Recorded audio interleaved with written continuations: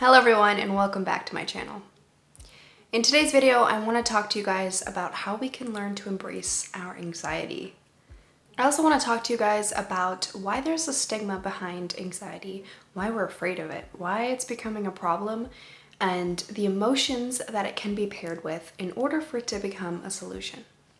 For those of you who are new, welcome. Welcome to our family, welcome to our community. If you don't know who I am, my name is Bridget and I am a parent and mindset coach. If you haven't already subscribed, please go ahead and do so. I post videos every single Friday. Before I get started, I just wanted to announce that I do have a free Facebook group and it's called Raising Me While Raising You. It is an awesome community filled with amazing parents who are on the same journey as you are if you've clicked on this video. We talk about stress management, emotional intelligence, dealing with anxiety, mindset, and so much more. So I'm going to leave the link for that in the description and I hope to see you there. So with that being said, let's get into the video. I don't know about you guys, but for the majority of my life, I saw anxiety as a problem. And it was a problem for many reasons. Most of us were not taught how to properly not only manage our emotions, but use our emotions. We're taught to think that emotions are weak, especially for women. If you show too much emotion, you're deemed emotional or crazy. Another reason is that anxiety for most people is often painful and very overwhelming. It can be a very intense emotion. And speaking of emotion, for the longest time, I never thought of anxiety as an emotion. I thought fear was an emotion. I thought sadness was an emotion. I thought anger was an emotion. Those are emotions, right? When I thought of anxiety, I would think of it as like a whole separate entity because when I get in an anxious state, it can be debilitating for me. But there are other times when I do use it to my advantage. And it's often that subtle way that we view it that becomes the solution. I'm going to talk more about that in a minute. But I want to take a step back and talk about emotions. And if you guys have seen my other videos, you probably thought I have exhausted the topic by now, but there's more. Emotions are vital. We all know this. We all know that they are at the center of every dream, every relationship, every act of love, every act of violence. It's always there. It's what connects us as human beings. We are human because we can feel and we can relate to one another on that level. Anxiety is an emotion. It has its job, its time, and place. It is essentially helping us get organized or be prepared for the future, which makes a lot of sense. Because for me, when I get anxious or in an anxious state, it's often paired with stress because I am maybe worried about something upcoming. Maybe it's a deadline, maybe it's an event, maybe it's people, because for me, I do deal with social anxiety. So those are the things that make me anxious. And it's something that is in the future. So this emotion, anxiety, is coming up because it needs to help me get organized, get prepared. But the problem is that we view it as a problem. We are afraid to be anxious. We are ashamed to feel anxious. And just a disclaimer, I'm not talking about the really intense forms of anxiety that you see with general anxiety disorder or PTSD. I'm not talking about that because that is a whole another level of anxiety. I'm talking about the, basic level anxiety that an average person might feel on a day-to-day basis. So that's the anxiety I'm talking about.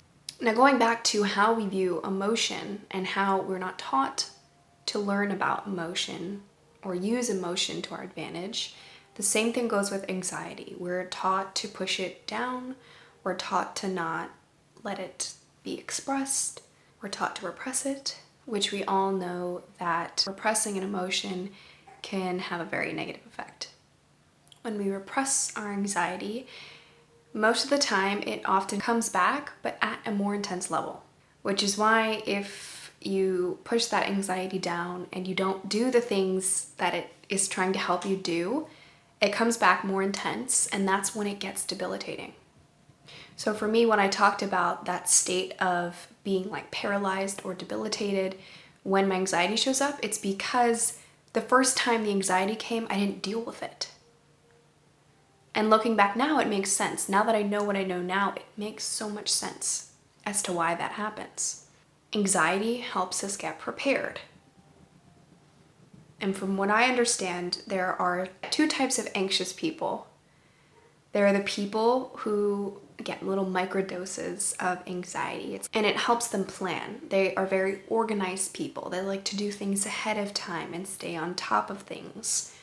There's also the people who like to wait to the last minute. They procrastinate and they do it all in one shot and can sit for hours and hours and hours on end with hyper focus getting that done. And I think both have their place. Both make sense. It really just depends on the person you are. Everyone is unique after all. For me, I'm not a planner. I'm terrible at planning. I am the person that waits till the last minute, but it allows me to be super hyper focused when I'm trying to get that test done, because I'm able to do that. So I know what kind of person I am, and I'm sure you already know what kind of person you are. If we can place ourselves in a category and know how we interact with our anxiety, it helps us use our anxiety. So next time that feeling of anxiety arises, question it. Question why it's here. What is it telling me to do?